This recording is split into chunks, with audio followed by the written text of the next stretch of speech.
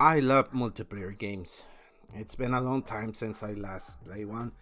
If I'm correct, it has been over a year now. For most of my gaming life, I've only played multiplayer because that's the only type of game I really had the time to sit down and play when it. And to some extent, I got addicted to it. I love shooters just like any other gamer would. I really enjoyed them, and for me, my first hand experience was with Black Ops 1. I got the game new for the PS3 back in the day and started playing the campaign. And after that, I immediately jumped into the local multiplayer thinking I was a real badass until I noticed I was playing against bots. So I jumped into the real multiplayer experience and got my ass kicked game after game until with experience that I gained and I learned from the matches. I had like one by one, I got better at it. Not too high competitive levels, I'm good, but decent enough that I was almost on the top of the leaderboards. Leaderboards, sorry. My most played game was Team Deathmatch and Domination. Black Ops One became for me my first multiplayer experience, and I immediately fell in love with it.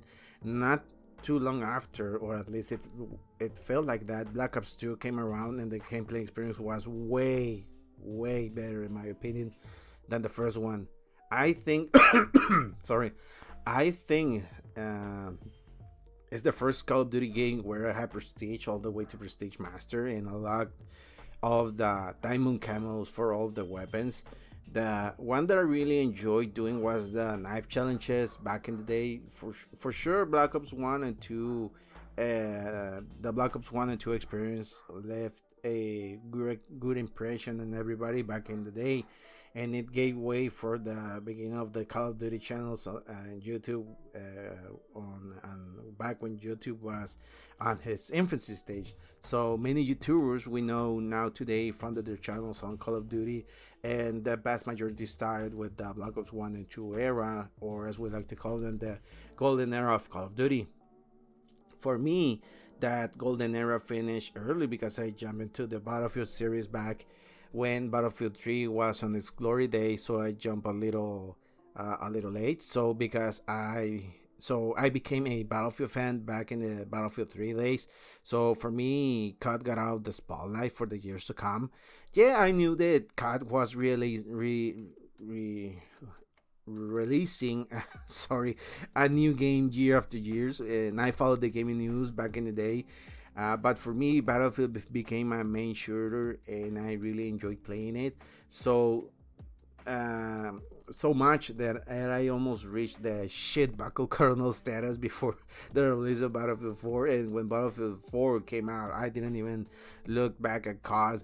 After years of playing mainly Battlefield 4 and taking breaks to play single player games now and then, I decided to take a break completely from the multiplayer genre because I started to feel like burnout after the release of Battlefield 5 and the titles that came after, and didn't feel as good as the Battlefield 3 and Battlefield 4 era.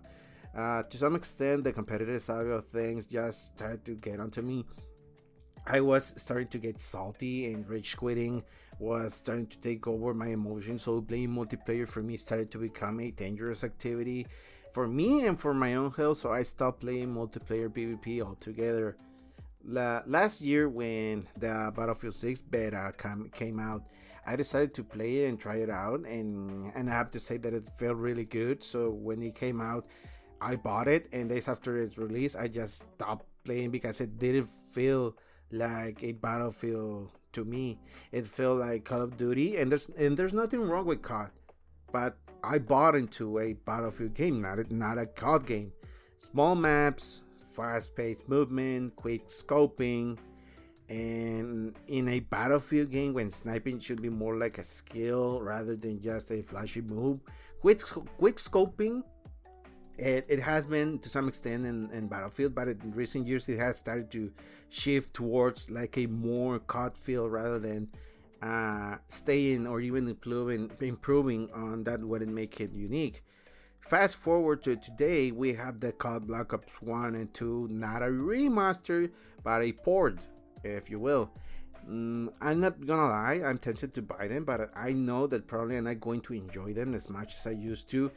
For me, it will be like a revisit of the good old times. But that page on my book, I really turned it a long time ago. Still, I'm not sure if I'm going to do it. Only time will tell. The thing I don't like is the price of the game.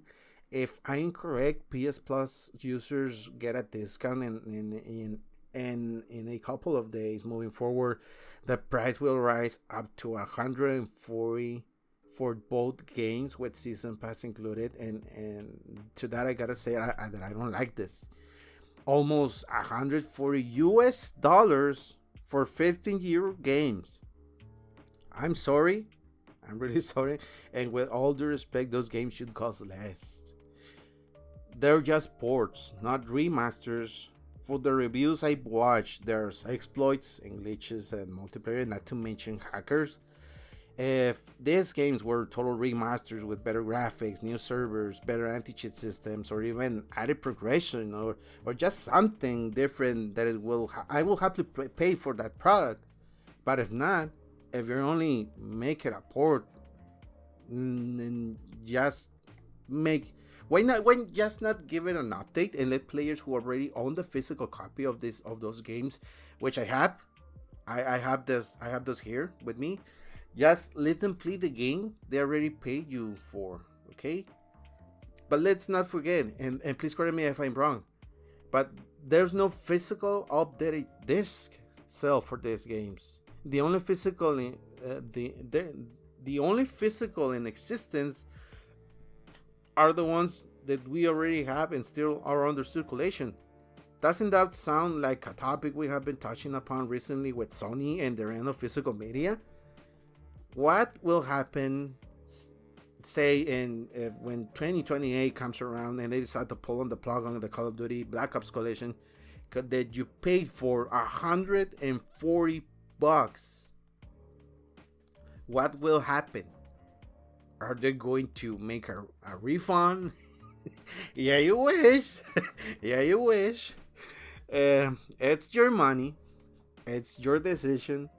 Do what you must. But for me, I'm still making up my decision. And if I'm being honest, I have Battlefield 6 in my library. If I want to play a shooter, and currently I'm enjoying my stress-free single-player games at my own pace, and I still have a lot of games I haven't even opened yet. So for me, I'm good at the moment when it comes to multiplayer games. The one that I'm enjoying right now is Helldivers 2, so I don't feel the need for more at the moment. For me, they should be sold as a bundle, and it should cost less than $20 at the most. 50, 50, it's the least amount the least amount that I'm willing to pay for a game that released way back now. And sorry. And if this will become a current activity for the industry, then I'll just try to stick with the single player genre. For me, a game that I'm willing to pay to replay over and over will be the Batman Arkham series and the Xenoblade Chronicles series, to which I believe there's a rumor of a remake of the Xenoblade Chronicles 2, and I can't wait to play it on Switch 2 with better graphics and updated gameplay. If they could get rid of the gacha element inside of the game when it comes to unique blades, that would be awesome. Just keep it for generic blades and make the rest of the blades be unlocked by missions or something else entirely, because getting that Cosmos blade, man, was a hustle. I'm not willing to go through again. Okay. just make the change for me, please. But we are getting sidetracked here a bit. My point is, you're going to make a remaster of a game and going to charge full price for it, at least make it worth the investment. Me and others, I'm sure, I'm not willing to pay an experience we already had almost like a decade ago by now. Most of us want to try out something new. So make sure you're bringing something worth to our attention and our hard-earned money. Okay. Now, this is a great opportunity for new gamers to experience the glory days of the codec gaming era, If you're new and watching my video and want a quick opinion on whether or not you should buy the COD Black Ops 2, the COD Black Ops collection, I'd say yes, absolutely, go for it. The Black Ops collection, at least when it comes to Black Ops BO1 and BO2, you just can't go wrong. Both games are fun, and they have a lot of value when it comes to replayability. The multiplayer is fun. The game modes are fun. The weapons are great. The the bacon camo from the Black Ops 2 looks gorgeous, and I believe it comes with the season pass if you buy it, because I've seen videos with people uh, have paid skins on their guns, but if I don't know if you can buy them separately, or they're just stuck behind the season pass paywall. I can't tell because I don't have the games, but I already played them when they came out. Since it's a port and nothing has changed, then I say for sure that for a newcomer, your money will be well invested in this collection. Just be aware that these older cards don't have jetpacks or flashy movements. Everything is a more slow pace here. Okay, so my name is Jaco, and I'm here to tell you to make your own decision when it comes to buying this game. uh if you already play it, like, why bother? If you don't, tell me in the comments down below. Are you willing to give it a try, or will you just pass on this game and go play something else? Are you done with multiplayer too?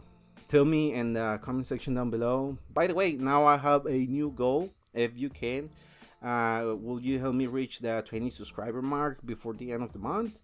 That would be awesome. Take care, and I hope to see you on the next video. Bye bye.